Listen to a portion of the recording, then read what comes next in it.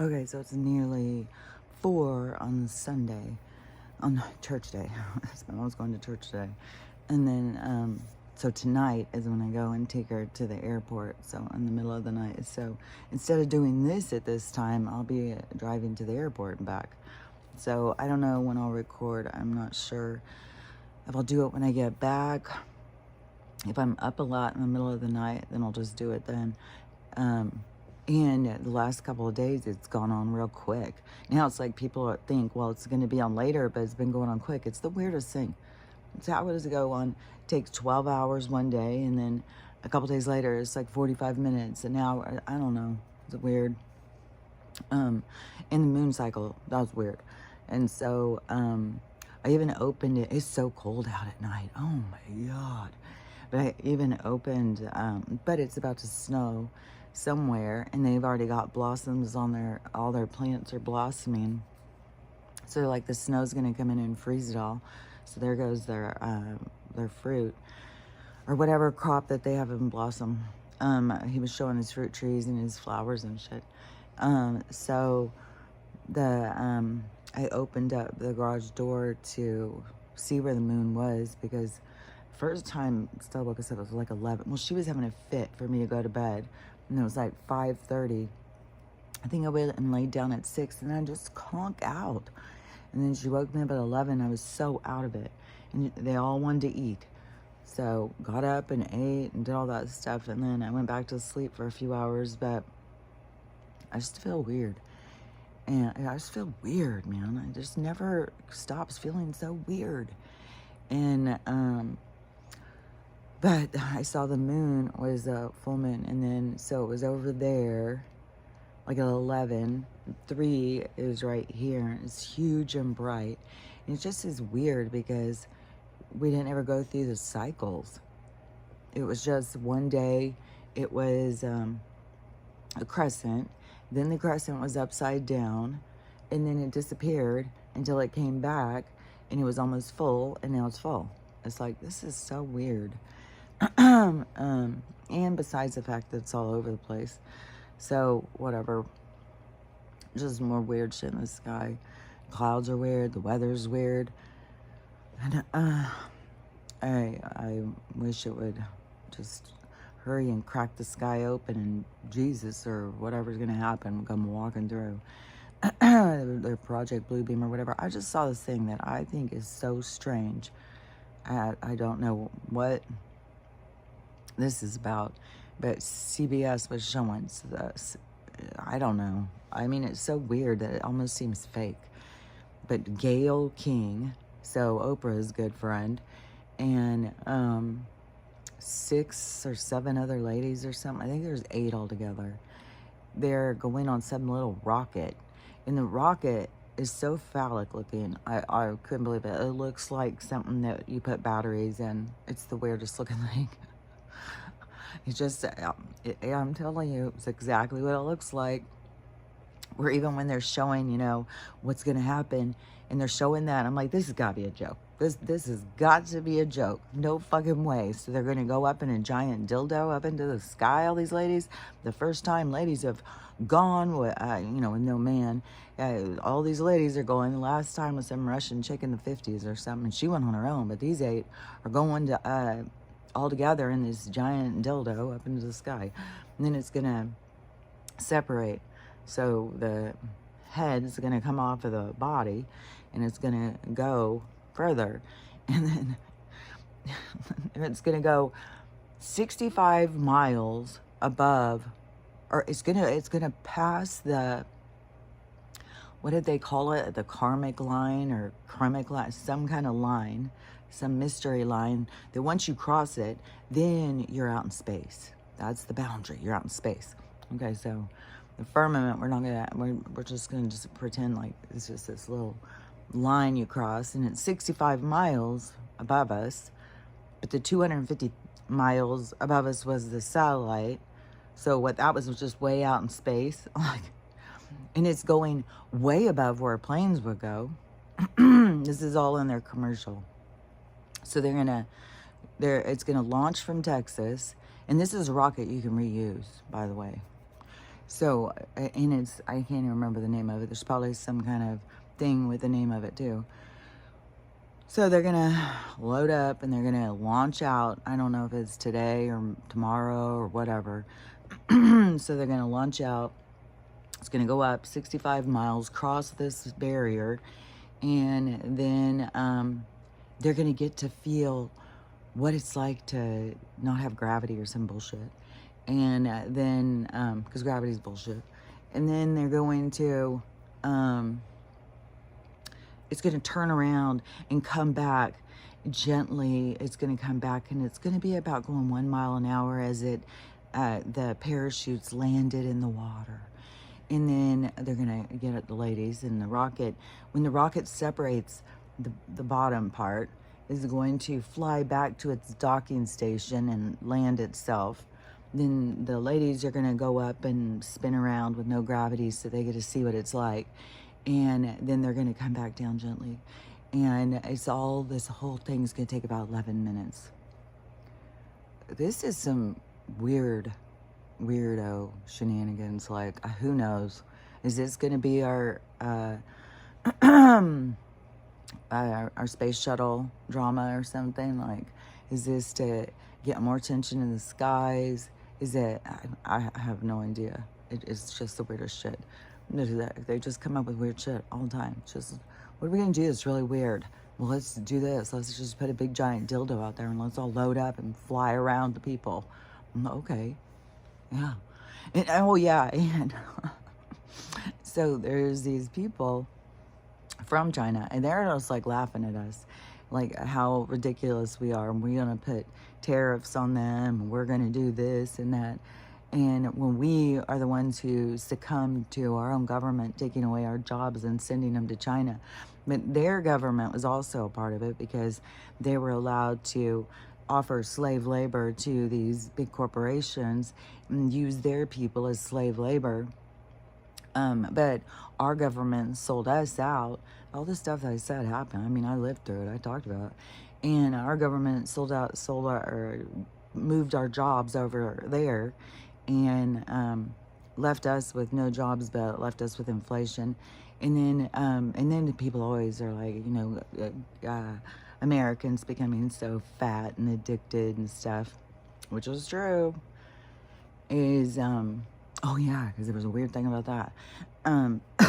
So they say that we need to be standing up to our government because the two governments pulled the shenanigans. One was like, hey, you can have our people for practically free. Come over here. And then over here, they all the corporations took our jobs and went over there, and our government said, oh yeah, I could. What are you going to give us? And so while our government was going and getting their private planes and their private islands, their private submarines, their stash of children and whatever the fuck they were doing, then, but in China, the government was putting all the money back into the people and into their communities and into the cities and everything. So it's been building up and building up. And we are poor and destructed. And I'm telling you, that one video I saw of them, it's like space age over there. It's like, whoa, this is way advanced from where we are. And we are stuck back in the dark ages somehow. We're stuck in some fucking, yeah. So America has become idiocracy. And this was the weird thing too. So, I have no idea why this had come to me one day, but when I, was younger and, before I got married, and me and my friends, we all were into bands and music and going dancing and stuff like that. And I was friends with lots of bands and stuff.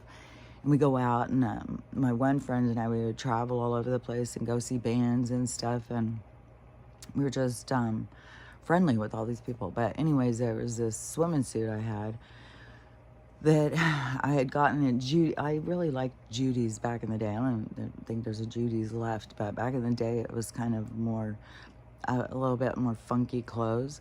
And so you could get things because there was a when we're going from the 70s to the 80s, and going from whatever into like the classic rock into punk rock, because I was like, and the clothes were way different, and so how we dressed was way different. I dressed mostly retro. I wore clothes from like the 40s and stuff. I wore really old. I dressed more like old fashioned, and then that was the whole group. We would have been considered a group. It was all different kinds of groups. But anyways, see how I can go in these long stories. But the swimming suit I got, and it was a one piece, and it was a leopard swimming suit. And I don't know why I was thinking about it, like last week or whatever. And I was like, I want to get another leopard swimming suit. I like that swimming suit. Because usually I always wear a two-piece. But I was like, a one piece would be handy to have. And so I started looking, and I found one, and I ordered it. And then I ordered like my regular size. And so on the thing, it had 0 to 2, 4 to 6, 6 to 8, you know, just regular thing when you go in and order, and you know what your size is. And so I order a 4 to 6. And so I'm thinking that's a size small. When you have your things, you know, you pick small, medium, large. So I'm thinking small. It didn't have you pick 4 to 6. It had this thing, so it showed you, but then you had to pick. And was it? I don't. This whole order is just really fucking with my head. It's so weird, because so I think I'm getting a small. And maybe it was, you pushed on the 4 to 6. So I'm thinking I'm in a small, because typically 0 to 2 is extra small, right? And 4 to 6 is small. 6 to 8 is medium. 8 to 10 is large. 11, what is it? I was thought of it yesterday. Whatever it is, you know, there's extra small, small, medium, large, extra large, and then it goes up 2X, 3X, whatever. And it was always kind of, you know, regular thing that you knew. And then so I ordered mine, and then the swimming suit comes. So it comes yesterday. Oh, I could show you. It's I think it's so cute. I'll show you because it's sitting here. As so I order it, and it comes, and it has medium. And so I'm like, medium? What the fuck? That happened when I ordered a goddamn, when I first got here, and I ordered long underwear, clothes to wear under my clothes because it was cold. And I ordered those, and it came, I ordered a small, and I got a large. And I'm like, what in the hell? And the clothes thing, do they not know how to put clothes in? Like, they just grab them? Do they not pay attention? So I'm thinking, how weird. And I'm thinking, it's no fucking way, it's not gonna fit. So anyways, I decided, well, I'll just open it and do it anyways. Well, first I went to go do the return, and I said, you know, I ordered a small, and he sent me a medium, and which I should have done more research right there. And because that is a part of the fucking drama it turned into. So then it I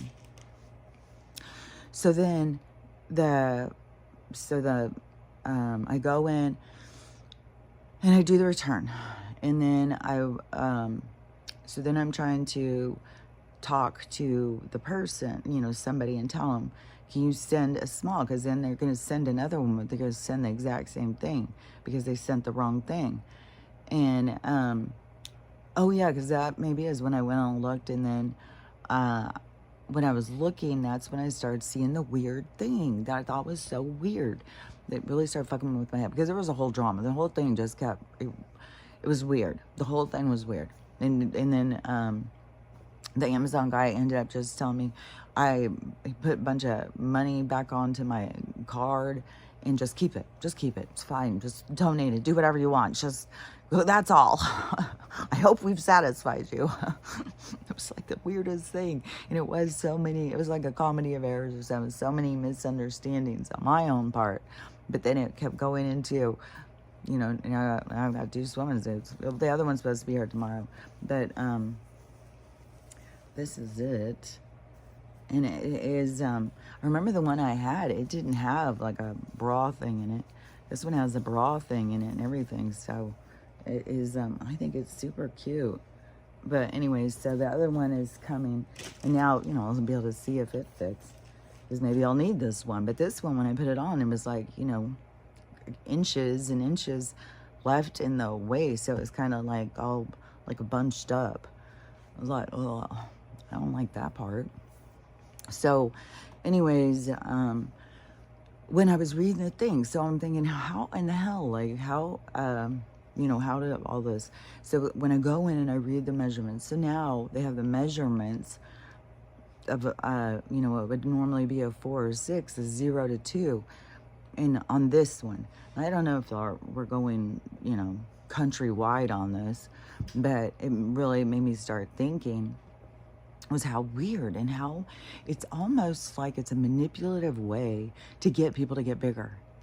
Because then they can go in and go, well, I only wear a size 4. And really, their size 4 used to be a size 10. And so it's very misleading. And they've done this so many times. They keep moving the sizes. The people just like, oh, I wear a small size. I can eat. I can drink and drink and drink. I cannot take care of myself. And it's very misleading. And one thing, what I had noticed, because, I've lived long enough. I've gone through the size change because now I'm the same size as I was in high school when I started wearing grown-up sizes. Only the grown-up sizes now have changed. It used to be, God, this throat clearing. It's only when I'm doing this in the morning and talking so much. I don't have to clear my throat a zillion times a day. But I think if I talk a lot, I do or something. I don't know. Fuck if I know. So anyways, back when I was younger and I started wearing grown-up sizes, I wore a 7. And it was 7 to 9 back then. Everything was 7 to 9 or something. No, it was our sizes were, because I remember there being a 6 too. So they must have had 2, 4, 5, 6, 7. But juniors, it was, because we had a store, the 579 store. That's what it was. That was the only sizes they had: small, medium, and large, and that's what they were considered. And back then, all these girls were so small. Like I felt like a giant, and the 579 store, I remember there was like drama around that. So anyways, it's just coming into my head. I don't know. But anyways, so back then I wore a size 7. At some point, I was growing into a 9, and it was like panic city. Like, I'm not going to be able to shop at the 579, which I never shopped there to begin with. It is, but it was like a stigma or something. You can't buy stuff at the 579 store? What are you cow? So, our shit that we grew up in with our generation is so much different than this one. That's why I said you're such a product of where you're born, the culture, the whole thing. It designs you, it programs you. You become a replica of your period of time, your existence. And so anyways, I was just thinking about a conversation with me and Crystal, and about kind of how we're all kind of linked. We are kind of like a chain link of energy of some kind of thing. And she was saying kind of like about, your parents are kind of like a representation of you. Your kids are kind of like a representation of you. But that is how I was kind of seeing it, like this baton in the echo, like the energy. And we all are like, go in. It's almost like with our DNA, well, we're going to fit in here, and then we all take the baton and see what we can do with the energy. And what holds people is resentment and anger and blame. Otherwise, we just take these lessons and we'd be like, fuck, but we stop and we become stagnant and we blame others for how we feel and we create a stagnation. But anyways, that's about to be released, and it's going to be in a big hard way too, if you can only see yourself. And so anyways, on this sizing thing, I just want to wrap this up. But now is the same size as a 6 that was a 9 or an 8 or whatever it is. It's like gone down a size, so the number is down lower, but the size is the same. And so I still think, if I was going shopping back when I was younger, I'd still have to go get a 9, but here I have to have a 6. So they changed it. And if you go and you buy vintage clothes, you can't go and get like, well, I wear a 10, so I'm just going to get a 10. Well, then figure it's going to be an 8. It's going to be smaller than you expect because the sizing was different. And then, they're going to make it a 0.2 for my measurements. It was like, well, what's happened to all the other people, the smaller people? Like, I knew some very petite, smaller women that wore a size 0. It's like, what in the shenanigans is going on? What are they going to go back to child size clothes or something? And so because in these old movies that I watched, they talk about size a lot. And like where people say, well, Marilyn Monroe is a size 10. Well, she wasn't our size 10. She was a different size 10. I saw one, and she worked at a dress shop, and these people came in and then we were looking for a certain dress, and they're like, oh, well, I think you're about her size. Could you try this on for us so we could get it for her? And she's like, okay, well, I'm a size 14. This lady is so freaking small. She's definitely like what we would consider like a size 2 to 4. She was so small. And she's no size 14 of what we know. Like I was thinking, what is she, have 14 kids? Because I remember that's where I went from. It was like I went from a 14 kids into adult sizing, and I was like a size 7 in adult. And so I was like, are they having kid sizing? When did this change? And so I just thought that was so strange. How did they change it off of that? Like a 14 used to be like tiny. And so anyways, it was making me think about all that. And I was like, surely this isn't like something that's going to go mainstream where they're doing all this changing. But they've done it. They've been doing it for a long time. Changing the sizes. And like I said, it feeds into this psyche thing of like, well, I can eat more. I can do, I'm only this size. And it's misleading, especially when they do these kind of shenanigans. It's like, it's absurd. So anyways, there's a lot of people though that didn't live through a lot of this stuff. They didn't live through our government giving all our jobs away and see what happened to our cities and our communities and stuff. Like, there's a lot of us who are still around, and we did see it. We lived it. We watched it. And some of us watched it from the time when we were kids. We were seeing what was happening. I was confused because there were so many things when I was a kid. I was like, I don't understand why the people don't stand up. Why they're allowed to do this shit. How is it that these people get to be in charge of us? And why do they get to just take money from us and not tell us what they're doing with it? And I was just had all these questions. Like, I didn't get it. And then as I got older and I started seeing the passivity of the people and how it was just like this fucking victim right then. That's when the victim mentality started, man. They all just started sitting on their couches bitching about life. Just bitching. Everybody's just bitching about this, bitching about that. And yeah, it's weird because they all just started adding things on. It's like feeding their ego, bitching about things, but not taking action, not doing something to really create change. Just kind of like bitching about what things are and then just kind of going and, trying to mold their lives into this destructive life that was being created. Because, easily women were manipulated into going to work. Like, you're a real loser if you're not out there joining the workforce. You're a real And that went for decades. Oh my God. It was like a stigma. If you were a stay home mom, whether you must be some kind of handicap, are you not able to work? Is something wrong with you? Like people would look down on you. Like, are you too stupid? You don't know how to work? And so there was a whole movement towards that. Shame the women into getting out there and working. And when I was working, I liked working.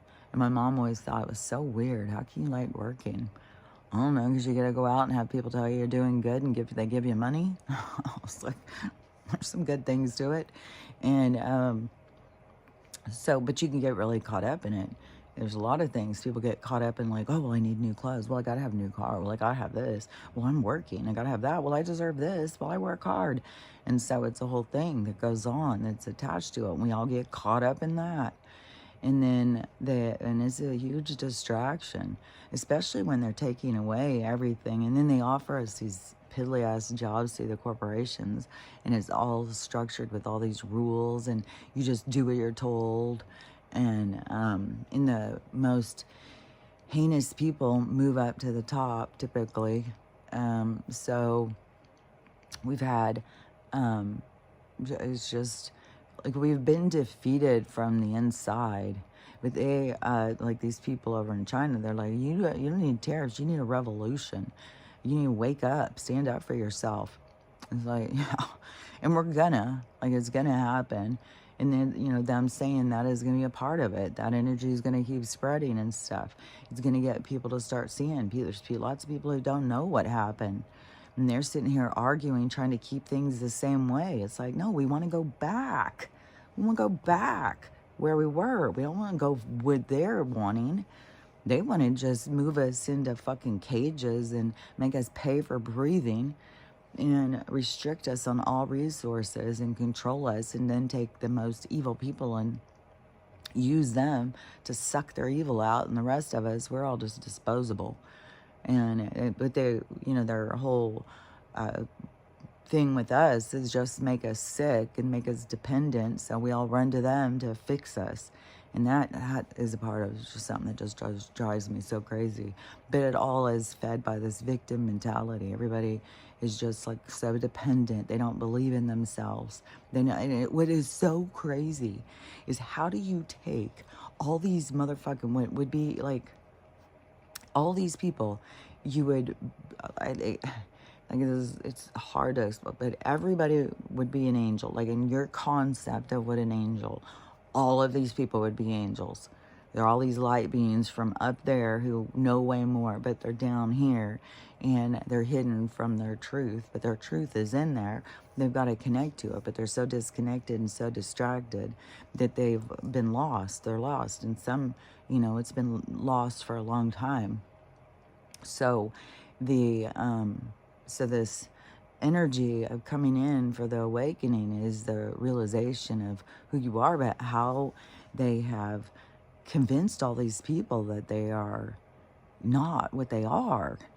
It's the weirdest thing, because you're a powerful light being, you're a powerful orb, you're a powerful energy, you're a powerful creator who can create the experience you want to have.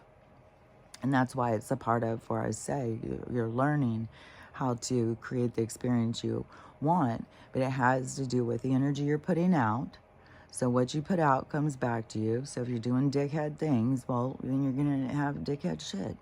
And if you are putting out positive energy, then positive energy will come back to you. And if you are looking at things in a positive way, you're not getting beat down in the victim mentality, life sucks, I can't believe this, I can't believe that. But, it'll feel like that. There's a lot of things that'll feel like, are you motherfucking kidding me? And, but you can't get caught up in that, just downer, life sucks and stuff, because that is what you by where you focus is what your experience is. So if you focus on the productivity of learning and growing and turning, it's like turning lemons into lemonade or whatever. It's like making the best out of things. It's having a positive outlook. When you do that, then you are putting yourself in that positive energy flow. So what you're putting out comes back to you. So you want to be putting out good energy. And in order to put out good energy, you can't be a phony or a fake, or you're just going to get pissed off. It has to be real, authentic. It has to be intentional. And so, you know, to be like that every day, you're not like a fucking fairy. So you have things you have to face, so you have to learn how to face them and let go of them and stay in the flow. But that's not deny them and hide from them and ignore them. And so yesterday my daughter sent me the letter, so this was my big test. And to see it, because you know you're always going to be tested wherever you are in your journey, and you can be feeling good. Well, just a figure a test is going to come. And I noticed that, and I talked about it, but I noticed that on the boundaries thing, man, I couldn't believe every time I would think like, oh, I've got good boundaries now, I'm doing good and stuff, something harder would come in, another harder thing would come in, another harder thing would come in. I was like, what the hell? Like, boundaries is big. Like, you got to really have good, hard, strong boundaries. And it's very difficult. It's very easy to get sucked up into somebody else's story. And it's very defining to self, is that this is you, this is me. That's your stuff, this is my stuff. And we're not merging it, we're not becoming codependent, we're not becoming an enabler or any of that stuff. This is how I feel, that's how you feel. So we are distinct differences, and we don't have to try and force each other into thinking or believing anything that we think or believe. We just have to feel strong enough in our own beliefs that we're good, we're fine. You don't have to believe what I believe. You can believe whatever the hell you want to believe. And so but you still have a process. You still have things that you got to process. And so you can't just ignore things. You can't just bury your head and think things are going to go away. They will. And the universe will just keep knocking at your door, knocking at your door. You'll be on repeat until you figure shit out. And believe you me, I fucking lived repeat for a long fucking time. And it took me a long while to figure it out. But that is, the another thing about that is you're not supposed to figure it out before you figure it out. I mean, that would screw up all your little transits and stuff, all the little interactions you're here to have. So you're not supposed to learn it before you learn it. You're supposed to learn it when you learn it. And so you'll know when you know it when you learn it. So you don't have to sit there and look back and go, God, I should have learned it then. Well, what about that? I should have learned it then. That's a waste of time. You can sit there and beat yourself down if that's what you need to do, and just be hard on yourself and tear yourself up because you didn't figure it out sooner, but you weren't supposed to. Everything else was lined up for you to have it carry out the way it carried out. So, you know, that's just a part of understanding how the spiritual world works. And so so anyways, when you get triggers, you're not supposed to just be like, well, I'm all healed, I'm not letting this bother me now. If it bothers you, process it. If it bothers you, like, think it through. If you need to cry about it, cry about it. If you need to, you know, whatever it is. And one thing too, when I was talking to my daughter, I just love some of the stuff that she's saying, because that is the, you know, where we're headed into this very a lot more thoughtful in our presentations, and a lot more taking responsibility for our own emotions, not just putting them off, but speaking our truth and setting our boundaries, but then also being vulnerable enough to speak your boundaries, because that's the whole thing. So there's a lot of parts to the growth, and try doing them when you're not healed. You can't do them. It doesn't work. You have to let go of shit. You have to heal shit in order to be able to be productive at what you're trying to do. When you're trying to learn how to take care of yourself, love yourself, and all that stuff. It's not just like, because this is another thing. I still see these people, especially right now during these transits, these full moons and shit. It's just like, this is your opportunity. The portal's opening. You're going to go from life sucking and your life's falling apart, but you just walk through this portal and you're going to be in the best life ever. How would you be able to carry on the best life ever if you are going from, you know, like your worst case into your best? How? There's got to be steps. There's a reason why you got in the worst And so how do you get yourself? You got to climb out of it. This stuff where they keep saying that is so misleading to me. And it's such a limitation on spiritual concepts. And it's so weird because so many of these people are out there, the megaphone speaking about spirituality and saying all this shit. It's like, it's not how manifestation works as far as I understand. And besides the fact, where we have a whole society that's going to manifest being a famous millionaire, I just want to be a famous millionaire. And that's my best life, easy street, and everybody loving me for no reason. It's like, okay, this is, we got to look at our, what is it we're trying to do and why. That seems to be more significant. And this manifesting, it's not magic. There's magic to it. Like when it's little things, like when you want a cheesecake and you're like, cheesecake would be nice. And the cheesecake shows up at your door, then, you got that magic.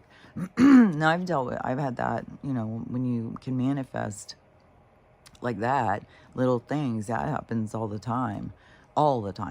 But the bigger manifestations, going into your best life, well, you can't go in as a cripple, an emotional cripple who feeds into their impulses and stuff. Well, you got to look at yourself and figure out why you're like that in order to actually get into your best timeline. And so that just to me is so absurd. But there's still all these people, just jump. You just jump from this one to that one. And there's so many gullible people who believe that stuff, who think that and then that's just another downer. Well, it didn't work. I tried all night. Well, no, you got to believe it. You got to see it. Well, to me, in order to see it is something I've been shown. I'm not just sitting here, or like, you go and you just sit and you can make up. You're a creator. You can make up thoughts. And there's a difference of what you're shown and your internal, like, this is where we're going. Come on. And then you're shown where you're going. And it's a journey to get there, because you got to learn to love yourself. Because the person, when you hate yourself, when you're the victim, you're going through very uncomfortable waters when you don't like yourself, and you're going into the your best version, your best timeline, or whatever. So there's things to heal. It's a path. It's not just a portal. So, anyways, so my daughter sent me the letter to, speak her truth, which sending letters, I think, is very effective, because you can actually get out what you want to say. I used to send letters all the time, but you can actually get out what it is you want to say. I used to do it to my ex-husbands and stuff. Instead of going and arguing or fighting with them, I'd try and leave a letter to explain how I felt. But that would just trigger them. That would just piss them off anyways. Because you can really say what you want to say in a letter when nobody's interrupting you and staring at you and spitting on you and, none of that. So you can actually get it out. But maybe you just get out a little too much. It's still going to piss them off. So when you have a shit relationship, you have a shit relationship. So anyways,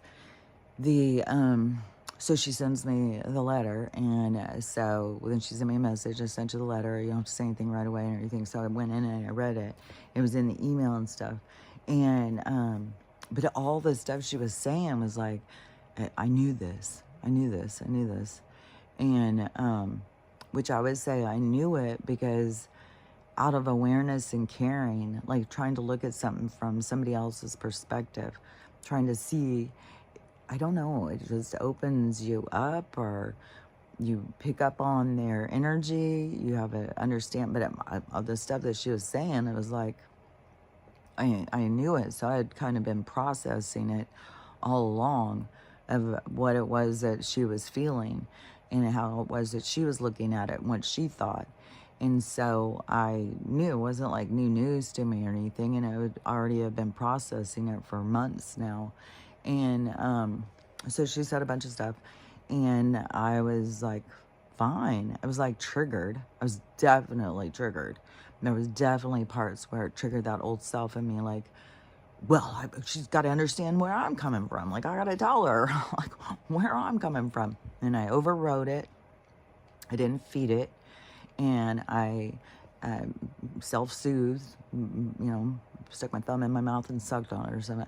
But I self-soothed, and calmed myself down, and I didn't bite on to the defensive wounds and, somebody's got to understand me and how can this, and all this shit.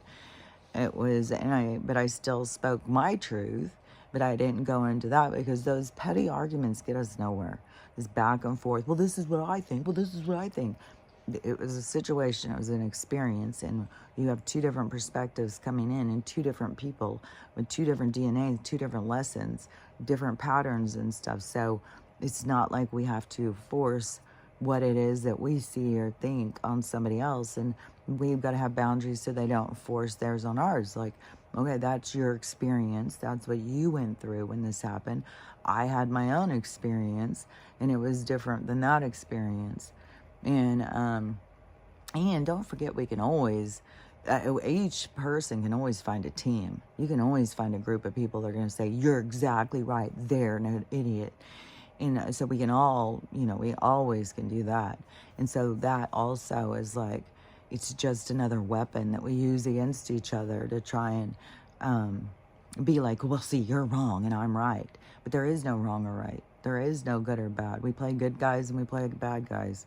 And we are the bad guy to some people and some experiences because they're here to learn from that. And one of the things I did say was like, there's a benefit to when these things happen because it promotes growth and stuff. So these things are meant to happen.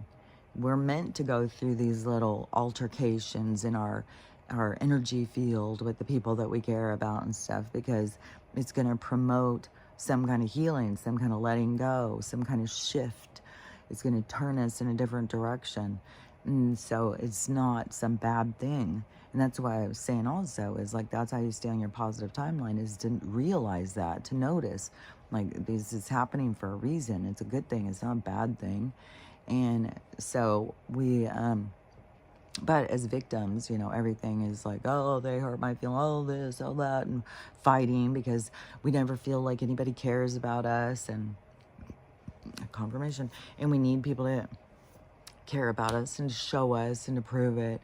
And it's so weird because so many people are raw and open and needing somebody to care about them and show them that they care about them and stuff.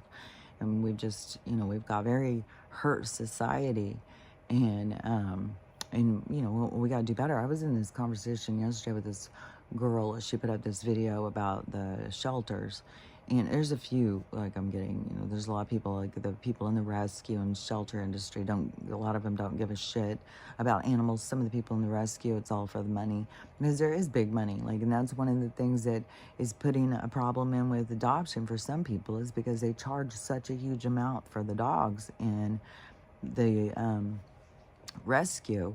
But and then they always say, well, we need it for our vets. We need it so we can go and, because they have to take planes and trains and automobiles all over the place to go rescue these dogs from these kill shelters and transfer them here, transfer them there. There's like a whole underground, whatever it is, the Underground Railroad going on this dog industry. And then you got the people who are quickly just trying to put them down. And I know they're selling the meat. I know that there's something really heinous going on about this. And anyways, this girl had said, because everybody has got a different outlook. Like some of the people who are rescue people get really pissed off at the doggy mill people and the people who keep going and buying pets from the dog mills and stuff like that, and puppy mills and shit. And then the people in the rescues go in and break up these puppy mills, and they see the mistreatment. They see these people. Like, everybody sees the darkness going on and all these different things. But what I see is the possibilities for doing better. There's a lot of things that are going wrong, but that opens the doors to a lot of things we can do right. We've got a whole thing we can open up to making changes over this thing with the pets. And being overrun with all these animals, which, it's kind of weird. And I know people think it's really strange. But to me, it's like, for us to go in and just neuter animals, like that is kind of like, it's like bad karma or something. It's like it's not up to us to go in and do that stuff. There's a natural action that happens, and we've got to go through the flow of the natural action. But to go in and I don't know, because it's kind of like humans have been doing that. Like they did that to tribe people when they decided they weren't worthy. They were neutering them. They were whatever we call it as a person. They were doing it to all of those people, and against their will, and while they were asleep, and all sorts of weird shit. And that's so against human rights, but it's also just against living, breathing rights. Like these animals all have the right to their life. I don't know. Like there's a whole thing now coming out to all, you know, how they pushed us, everybody go get your dog fixed at 6 weeks old and all that stuff.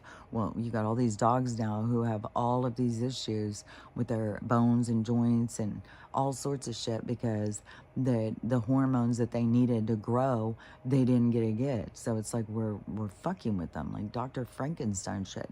And then this other thing too, where they're talking about these head transplants, and they're, well, when your body's shit, then we're just gonna take your head and transplant it on another body. Like, are you fucking kidding me? People got to be on these fucking meds and shit just for getting a new heart, lungs, and one little old thing like that. But you're gonna put on a whole new fucking head, which I don't want anybody else. To me, you're gonna be sharing a vessel with another soul. There's gonna be some remnants of them left, and so you and they're sitting there saying, oh, and you take your consciousness with you. Well, that's real convenient that they're going to call it your consciousness, when your consciousness is you, the soul, who you are, is your consciousness. And so they say your consciousness, but it's like not actually saying your soul will go with you, and it's your memories and all of that. And but I knew that they were moving consciousness, but still, your consciousness isn't in your brain. Your light is more around your heart. Just think of like like where you are. Where's the middle of you? Because the middle of you would be where you're kind of resting in here. And then the light of you is shining out. The energy of you is around you, outside of the illusion of the vessel. And so it is, you're bigger and you are more vibrant. Well, a lot of people are kind of like drying up, like an apricot seed or something. They're drying up, feeling dead inside. But this is going to be bringing everything back to life. The light that comes in, or the energy or whatever, is going to go down. Oh, I just bit my tongue. But anyways, so oh God, I feel like I'm all over the place. Okay. The light. Okay, hold on. My brain feels like it's drained. So the triggers, wherever you are in your healing, there's still going to be triggers. And almost where I felt like I answered too fast, it was probably another trigger for her. But you can't, like, we all are supposed to have these triggers. These triggers are creating the change. They're creating our growth. They're creating us to see things different. And but so to me, I did meet my next challenge, and I did see for myself that I am in a lot more capable of processing and letting go of big things like that, big triggers, where somebody, because those were big triggers to me before, where I felt misunderstood, where somebody's telling me I did this because of that, and I did this because of that. And it's like, no, I didn't. That's not why I was doing that. That's not what I was doing. But people are interpreting, and they don't know your intention. They don't know what you're really doing. And that used to really get me, where I would argue about it. But it's like, well, there's like, it doesn't matter what my intention is, it's how it was received. And what they went through, that's their trigger. And that is, what they were supposed to do. But there is still, this part where we got to speak our truth. And there is still the dynamics between kids and parents is a big one for healing and growth and stuff. And we got to be flexible in our growth so that we can be a productive echo, so we can move forward in our growth as a group, as a team, as a lineage or whatever. We can't be the stagnation sitting there saying, well, you're broken, you're broken, you're broken. It's like we're all motherfucking broken. Like, we're all broken. Like, how could I sit here and be mad at my mom for stuff she did when she was any other time, when I was growing up or something, when I can see, she was broken too. How could I expect her to be able to do something? I mean, we all have these broken sides of us. And that's where we got to be a lot more kind and considerate and caring for other people and not be so judgmental and harsh, because being judgmental and harsh creates a stagnation in the whole lineage plan of growth, of healing. And I bet, don't forget, like, there's no right or wrong. Like, the universe doesn't ever look at anything like it's right or wrong. All it does is look at it as like it's information, it's data, it's more information about how things happen and what the blocks are that build certain things and stuff. So it's just a view of existence. And so there is no wrong or right, no matter if somebody hurt us or, fouled us in some way or whatever. There's still no wrong or right. We all, as free will souls, all came in for these different experiences. And we just, because we forget and we want to blame others for our pain and suffering. But we came in for the pain and suffering so that we could grow and we could learn from the pain and suffering.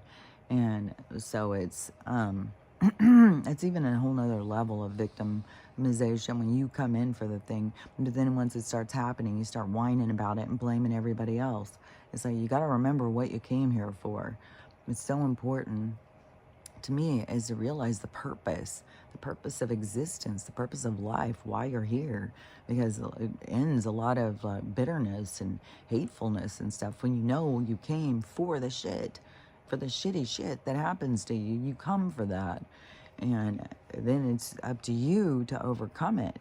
And yeah, you create a stagnation when you just sit there and you put a block up and then you just sit and point back at, it's your fault. I'm sad because it's your fault. I'm miserable because it's your fault. Nothing goes right in my life because it's your fault. I do stupid things because it's your fault. It's like, we got to, move in a different way, because all that does is create a problem. And so we got to move in a forward direction. Yeah, it's funny too, because when I go out and walk the dogs, if I just stay going in one circle, they can stay going, just keep going, even though they'll veer off. We're going across the street, because they got to sniff things. And it's so crazy how dogs can sniff something. Like, they'll be on this side of the street and all of a sudden turn their head and zoom over, and they all go in on some little smell. And it's so funny too, because they'll all be buried, their heads buried in this smell, sniffing the shit out of it. And then they'll all start looking up, like looking around. Like, I'm always thinking, like, are they looking like they think the thing, whatever it is, like, what is it? Is it another dog? Is it an animal? Is it a cat? Like, because there's deers, there's, I saw a rabbit. There's all sorts of little things out here. So I don't even know, but it's so weird how good their smellers are. Like, fuck, man, they could be way over here and they know something's over there and then it just pulls them. Another thing I think that is kind of strange too about their smelling is when they go out and smell, like when they want to go to the bathroom, they go out and smell shit. And then they'll go up and sniff it and sniff it and sniff it, and it motivates them to go, kind of like how people make coffee, and then the smell of it. There's lots of people, as soon as they smell their coffee in the morning, they're in the bathroom. And it's like, I was thinking, it's so weird, because like, there's people who smell their coffee, they go to the bathroom, but the dogs go out and smell shit. But I feel like if we went into a public bathroom and it smelled like shit, we would be kind of like gagging. It wouldn't make us like feel like we want to go to the bathroom. It kind of makes us feel kind of sick to smell somebody else's shit. So I was like, it's so strange, but it totally, like, they sniff it and then it makes them have to go, and then they go over and go. But it's like they know that they need to sniff it. So sometimes where people think like they're always sniffing around looking for a place to go, but they're sniffing the stuff until it makes them have to relieve themselves. Then they go and relieve themselves. Because believe you me, living my life as a dog, I've noticed these things. Like, I've noticed a lot of their things, their communication and stuff. Like, I knew that their tails were like waving, like they're all waving to each other. And that's one thing that you can watch, is when you're trying to see about the dogs and their aggressive behavior, watch their tails. Their tails are telling you everything. If their tails are waving, it's like a waving the white flag. Like, hey, everybody, we're just here having a good time, we're friendly. When their tails go out, that means like, ooh, some business. When the hair on the back of their neck stands up too, then it's like they mean business. And then they'll growl. Like, there's a whole set of things. They'll growl, they'll bare their teeth and stuff, but their tail will show. When their tail goes down and their tail goes and folds under and goes under them, that is when they're feeling sick, shame, bad, weak. It can be a lot of things. When Stella's been really sick, she's put her tail down like, like it's shameful. Like they just don't feel like, I don't know.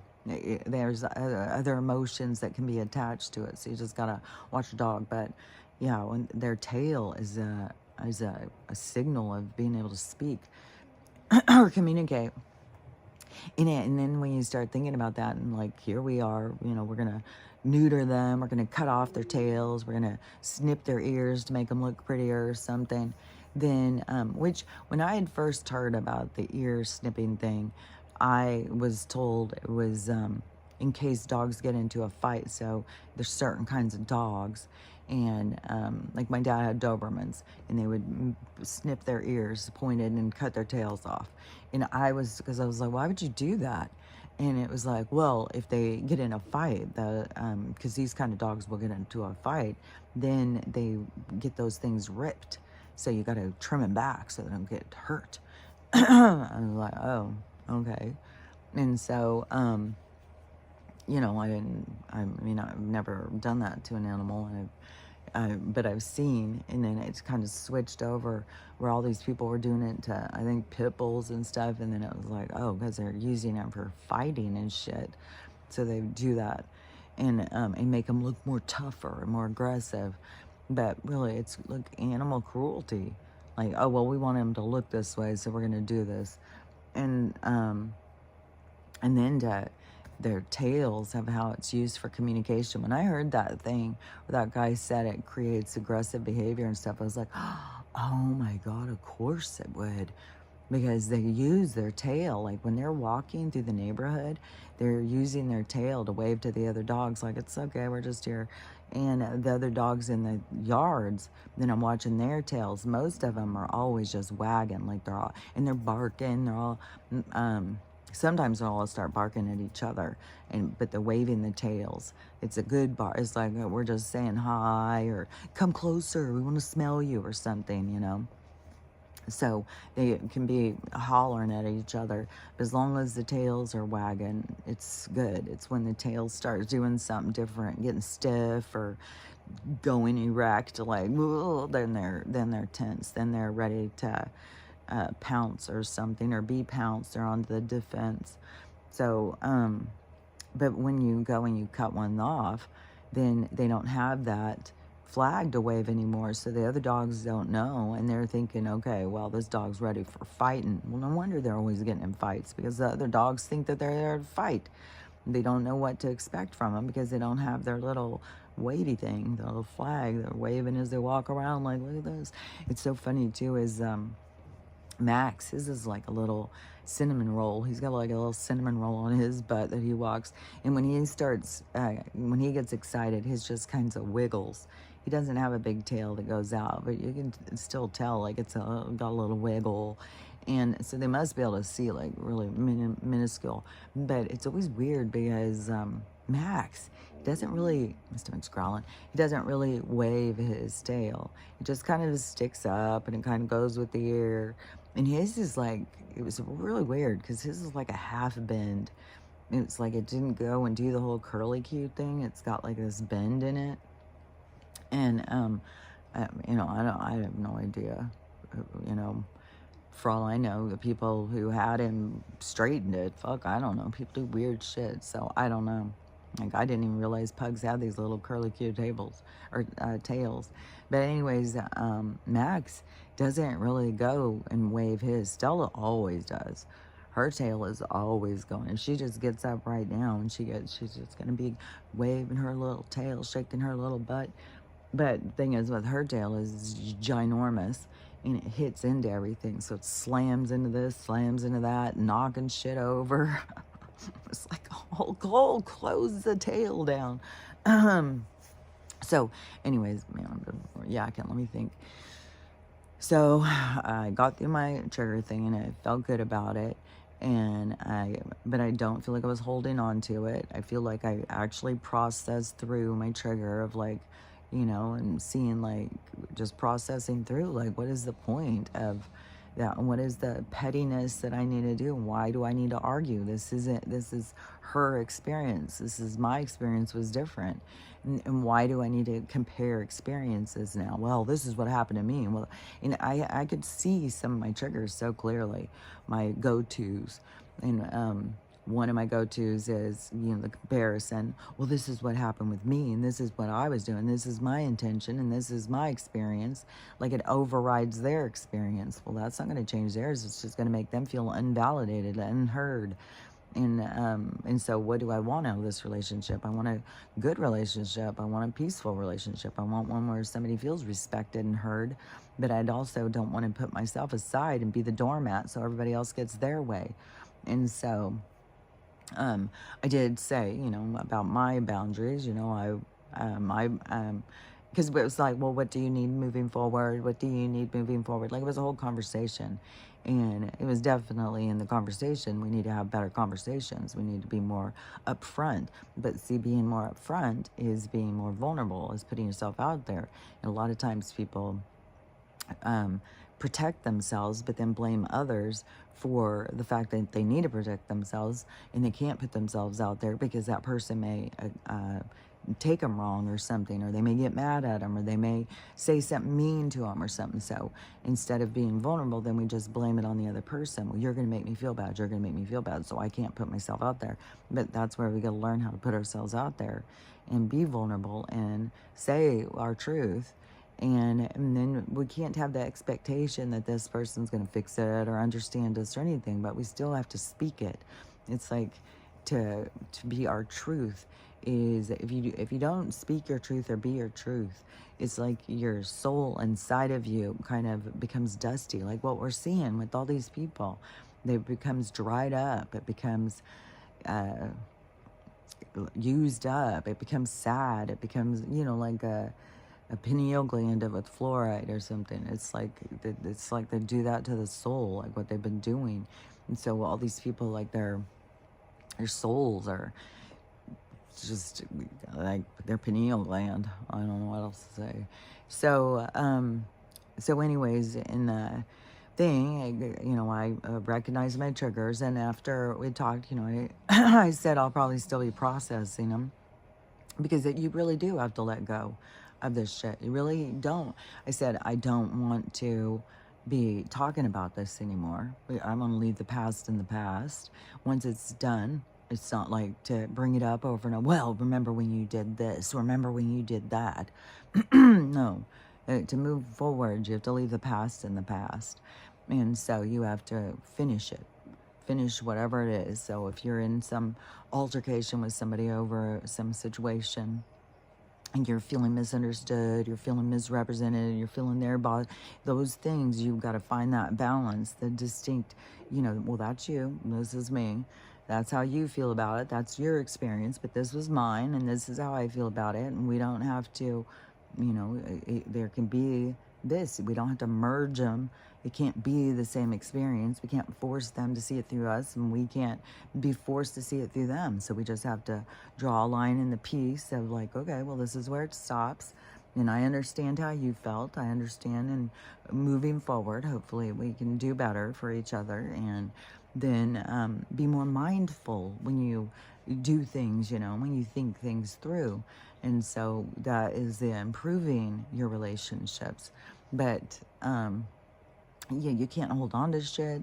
You got to let go, and you will recognize like your typical things, the things that would keep you in these patterns of toxic relationships. You'll see your own patterns. You'll see. And that's where, and maybe that's what gets easier to you, is you can see you and your part so much easier, so that you can let go of your part or clear out what it is that you're holding on to. Like, why do I feel like somebody has to understand me? Why do I feel like somebody has to see it through the way I see it and stuff?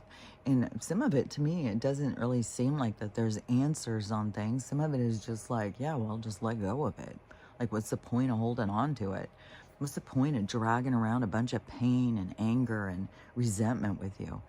It's just going to hold you back. It's going to keep you sad and depressed. You got to let go. And moving forward, you can't keep holding on to the past. You can't keep bringing up the past. You have to move forward and take your knowledge and just try and improve. And then you can't also, when somebody like moving forward, you can't just be on edge. Well, I knew they'd do that again. I knew they'd do that. And that is where you've got to decide over your relationships. Somebody keeps on telling you that you're doing things wrong and you need to apologize, and you do, but then they keep doing the same shit over and over, and then you're not supposed to talk about it. And then that's where you've got to define your relationships. You got to figure out, like, well, no, I don't accept this. So you don't have to have relationships with every single person, but I say you don't just cut everybody off, because there's transits, there's interactions that you're meant to have with people, and you're meant to those whoa, I'm still just laid over on my thing. You're meant to heal those things. You're meant to, those transits are supposed to happen. These interactions, these altercations, all these things are here for your growth, so they're supposed to occur. My head is really, sometimes ponytails start feeling like they weigh 100 pounds. So, anyways, let me see.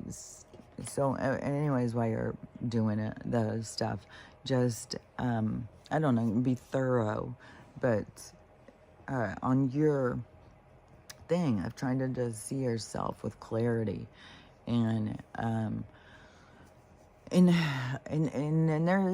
there's no like real big solution thing.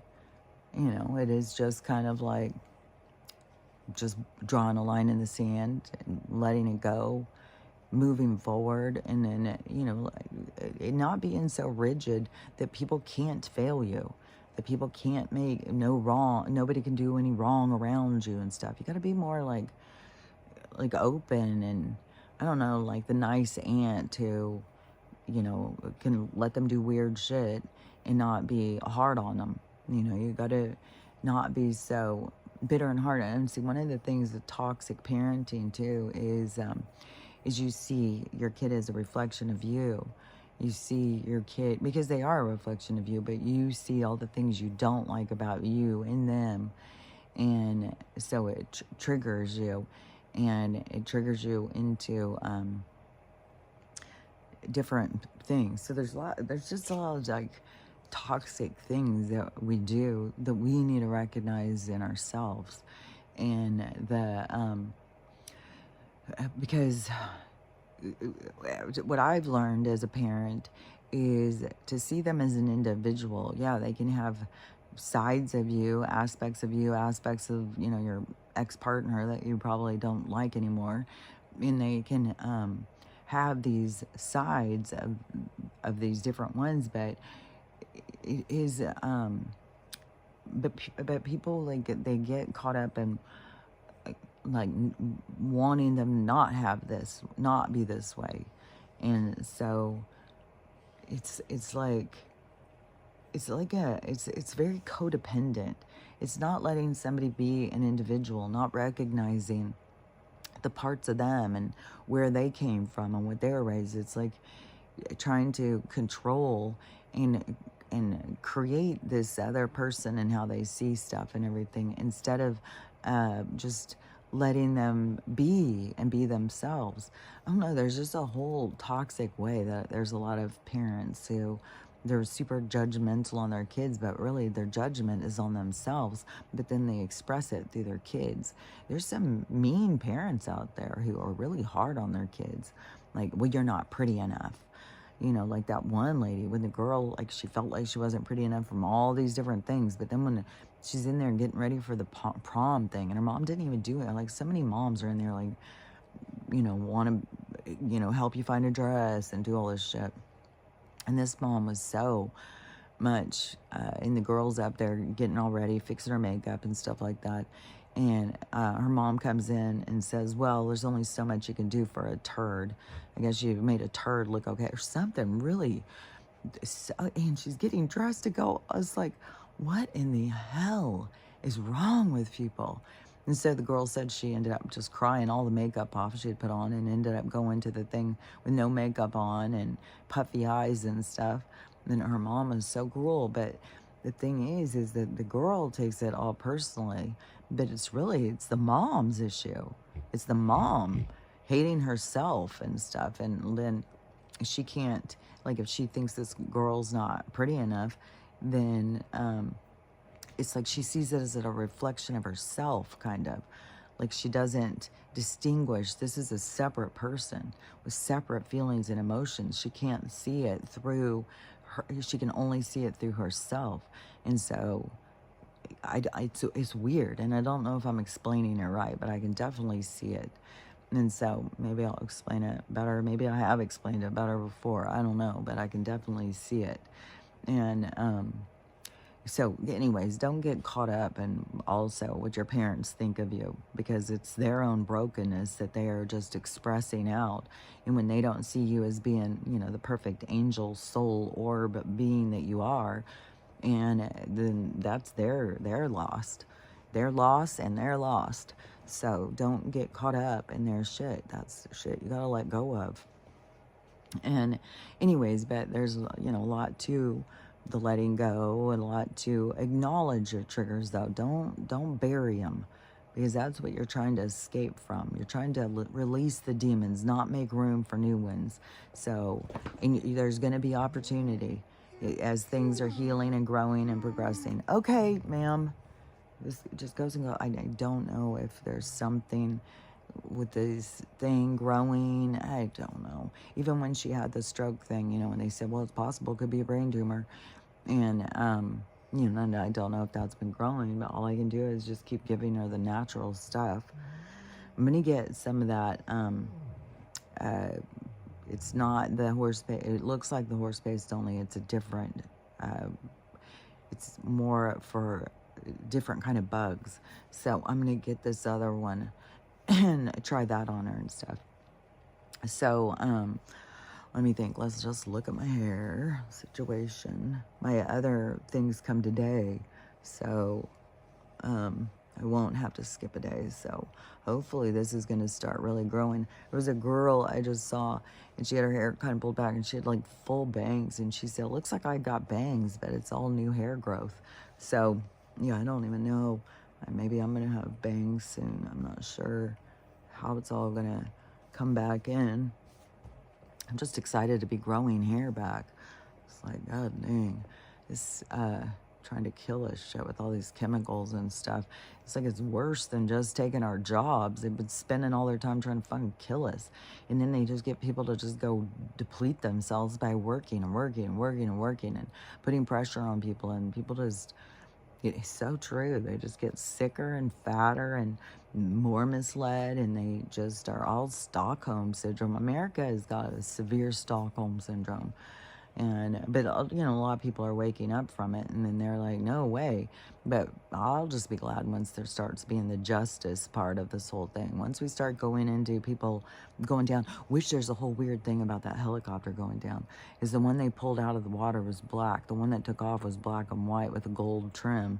The one they pulled out was black. So there's shenanigans going, and who knows.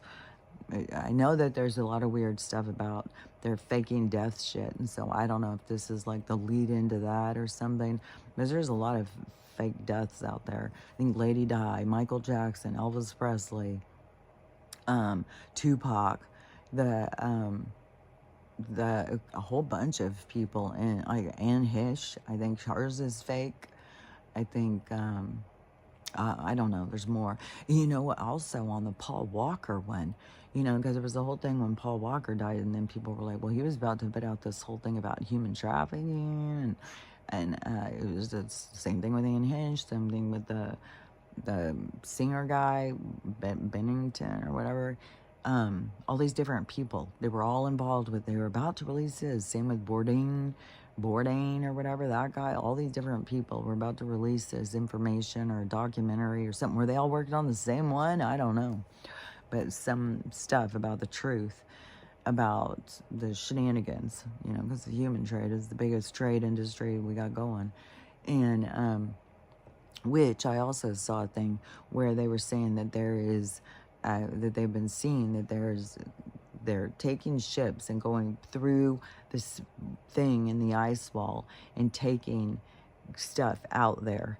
So to me, that's another part of the human trade.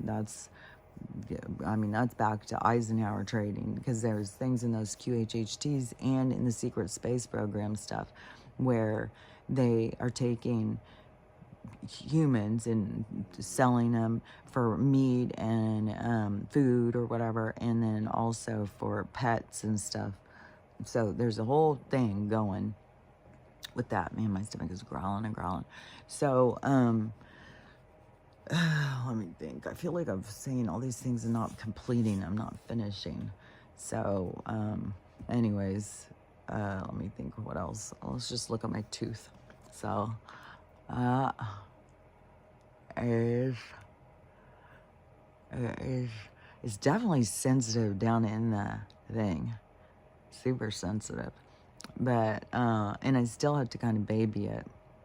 I just sit and I chew some on it more than I did, but still I'm not just like, you know, going and chewing a bunch of hard stuff on it, because it hurt. It still is healing and growing. But let me think. Anyways, all this stuff they've done to us is all bullshit. Just putting in fucking cavities and shit, or fillings and shit. Like, everything that we've been misled.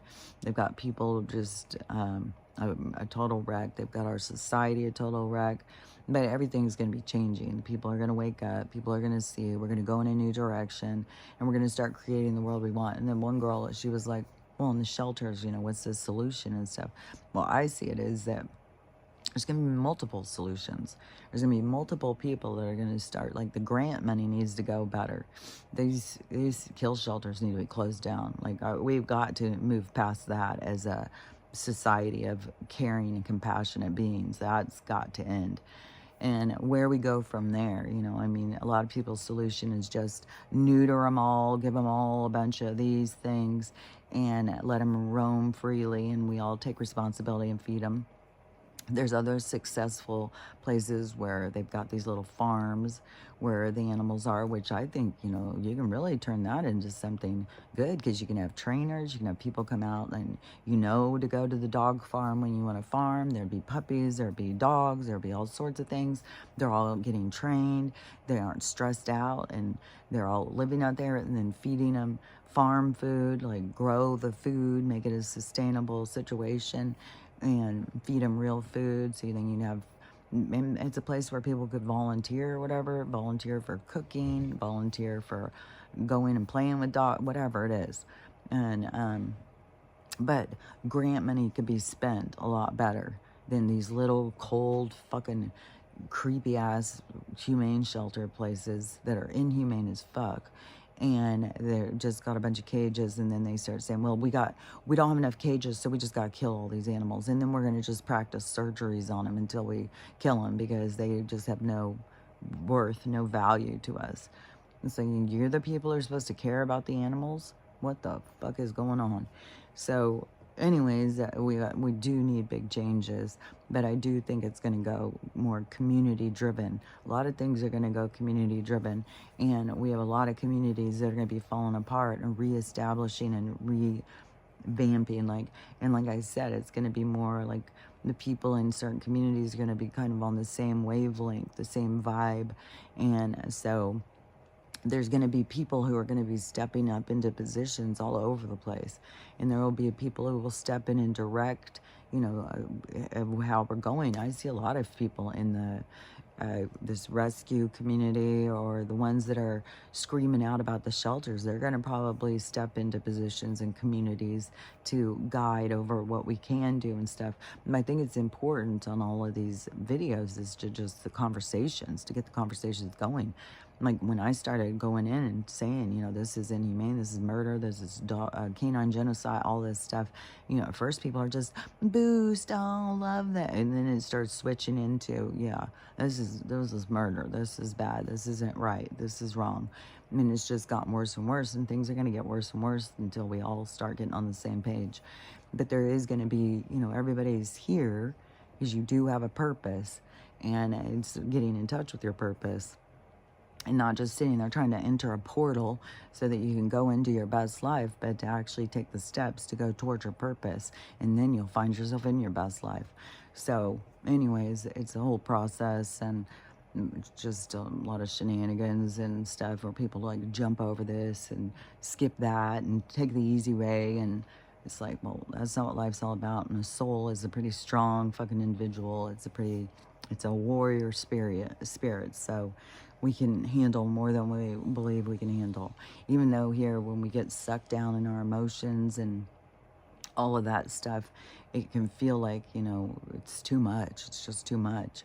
But that, you got to remember, is a part of the experience, and it's so that you can feel your experience, the emotions and stuff. So you just got to process through them. It's like going through the laundry and separating your whites from your darks or something. You just got to process through this stuff and look at it for the bigger picture. Look at it from a deeper perspective of your spirit. What is your spirit doing here? Now, what is all this bullshit? What are you as a spirit doing in this place? Because you could be anywhere the fuck you want to be, and you know what the fuck you're doing. And so why are you here? And why would you be here in such a dark place that I consider hell? But why would you be here? What would be the reason? Because there's a reason. And so you just got to go deeper into your understanding of who you are, what you're doing, and why you're here. And the rest of this stuff is an illusion, and it's all by your reality, what you focus on and stuff. So yeah, this world's falling apart. It's going to fall apart. Everything is going to be shifting, because we're shifting gears and we're going into a new world, a new way of being, new experiences. So anyways, just, keep going with the flow is what I say. And when you have your triggers, don't try and hide from them. Acknowledge them. Try and understand yourself. Why do I feel this way? Why do I feel like I need to get other people to understand me? Is it really that important? No, not when you start discovering like everybody's just got their own perspective. We're not meant to have the same perspective. The universe depends on all the different perspectives. So we're not meant to merge. We're meant to separate, but to come together in unity and peace. It's like to quit trying to be a clusterfuck and to stand up and hold hands and appreciate everybody, but to be on our separation of self, to not be so enmeshed with everybody else, but to find that division of separation in our boundaries over this is you, this is me, but to not be in a hateful way of you're failing, you need to be more like me. No, this is you, this is me, this is what the universe wants, and we're the symphony, and it's all the different parts, it's all the different instruments, the different sounds, the different resonance, the different things that creates the symphony of life. And so we aren't meant to all be playing the same instrument. We're meant to create the to create the separation. It's just weird because of how they are taking us into division and separation. But we are also growing as sovereign, independent beings. So that is a part that we do need to acknowledge, of being sovereign and independent and not being enmeshed and immersed into this reality. But but they are misleading, in division and stuff. Like, you don't want to be like that. Division in our, everybody's out to get at you. Everybody's the bad guy. If they're not like you, they're the wrong and stuff. Like those things, like those are your church. Those are things that you got to work out for yourself. You got to figure it out. So, anyways, I just keep rambling. I don't know if I'm making sense. So, anyways, but remember, the main things, what you're trying to do while you're trying to heal, is learn how to love yourself, learn how to love everybody else, and then learn how to have the day that you want to have. It's all there for us. So you just work on it the best you can during a time of chaos. So, but that's where you can keep your focus and be in a very productive situation, is learning how to love yourself, loving everybody, and how to have a great day. So have a great day, and I'll talk to you tomorrow.